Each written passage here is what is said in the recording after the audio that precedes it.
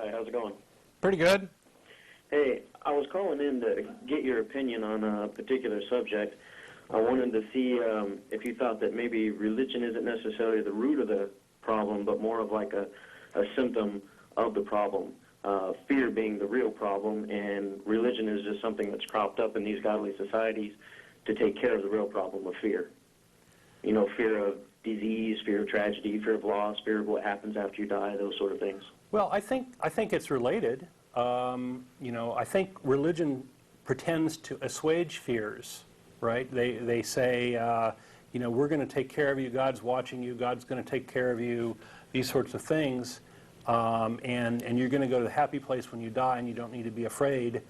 But they also play on people's fears. You know, so it's a little of both. You don't get to sort of get away from fear in religious societies, I think. I think you're right in the sense that they're the result of a number of different fears. But the thing is, the fear is the result of being human. So, you know, you can draw this causal change. We're human, therefore we're fearful and curious and uncomfortable with not knowing. And so we have constructed religions to assuage those fears and to give us supposed answers, etc. But at some point, there's some action that was taken that causes harm. Right. And that's what we're trying to identify. And I don't think that fear is the point at which we need to identify. Yeah, fear can cause you to make mistakes. But when we're talking about religion, and one of my objections, or one of the points of disagreement to what Don was saying, is that there was a lot of it that was overgeneralized, oversimplified, broad brush, religion this, God that. And in the context of what Don's talking about, I don't know that's fair, but in the context of atheists speaking out against the problems of religion, which is what Don's talking about, then I think that it is fair to use a slightly broader brush and to say that, at least insofar as I can tell, the harms that I would relate to religion is the single factor that I would consider causal and unifying, because you take actions based on your beliefs, and if you have a bunch of false beliefs, or a bunch of beliefs that don't mesh with reality, or a bunch of beliefs that are inconsistent with reality, that's how you get to harm. Fear in and of itself can't do that. It needs fear is like, let's just say fear and I don't know are the two things. And what religion does is says, don't be afraid, here's your answer. Well, if the answer is BS, then the decisions that you make based on that answer are very likely going to be problematic. They're very likely going to cause harm to you or somebody else. Additionally, if they work a little bit, or they seem to work, or you convince yourself that they work, then all of a sudden the other answers and beliefs that this religion layer wants to give you, not that religion is the thing that wants to do something, but that come along with this, now all of a sudden you start believing those things too and applying those. And the more false things you believe, the more messed up your thought processes are. I mean, I said about 1 million times on the show now, I care about whether or not my beliefs are true, and I want to believe as many true things and as few false things. And both of those have to be in there. I mean, if you believe as many true things as possible, congratulations, you can do that by believing everything. Now, by definition, you believe all true things.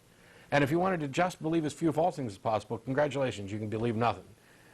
You can come as close to it as possible.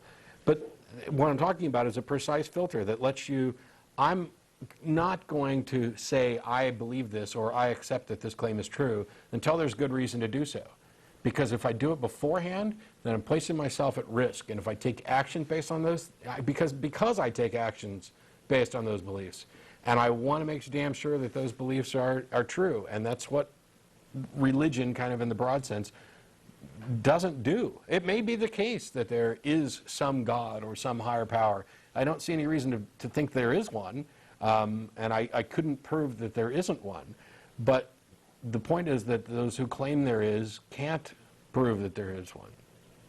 Right, I get that, but I know when I talk to a lot of my friends, that are religious, one of their, they always feel like I'm attacking them, Yeah. personally, right, because of their religion. And I've always found it's easier to get through to them if I start talking about, well, what are your fears in life, or why do you seek God to fill in, or to basically, I think religion like as a self-defense mechanism. I think religion tries to meet certain human needs, right? And some of those needs are very visceral, like, I want to survive, right? And religions promise me that I'm going to live forever, and gosh, that's just Right. powerful stuff, right? So they try to meet those needs, but now I don't think they actually do meet those needs. Obviously. But I think that they've got that marketing going. Well, I've just noticed that a lot of atheists, I see them speak to the religious and how it's really ridiculous, and I'm in agreement on that part, but I think it almost falls on deaf ears from these people because of their lifelong upbringing and everything, and I think Right. maybe if we point out, They've been trained you're not just a fear. to trust you, right?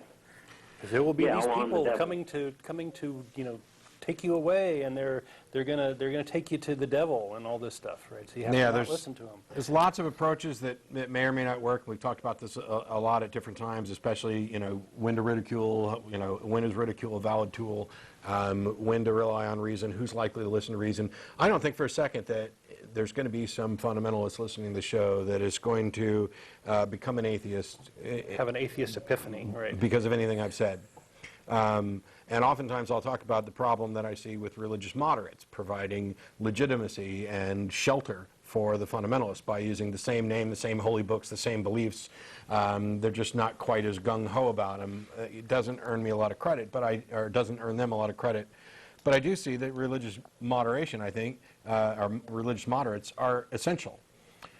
There are both a path away from fundamentalism and a path to fundamentalism.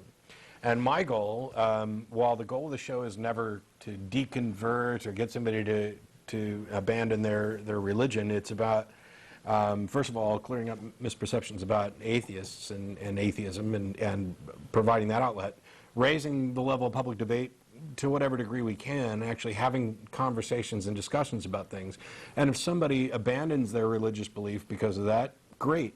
And if somebody's religious belief is strengthened by that, I still stand by the fact that I'm happy about that too, as long as they actually took the time to consider it. Because if they have some kind of personal revelation that makes it true for them, or it makes it to them seem true, I can't argue against that because I haven't had the same experience. The only thing I can point out is that, gosh, that's a colossally unfair way to distribute the truth of such really important information by some kind of private revelation, and then you have to run around trying to convince everybody else that your magical epiphany was true. I just, who comes up with a system like that, and why would anybody think that that was a good thing? All right. I know, I got off track, Rick. I'm sorry. Thanks a lot for calling in. Thanks for taking my call. Sure. Because the world is round, it turns me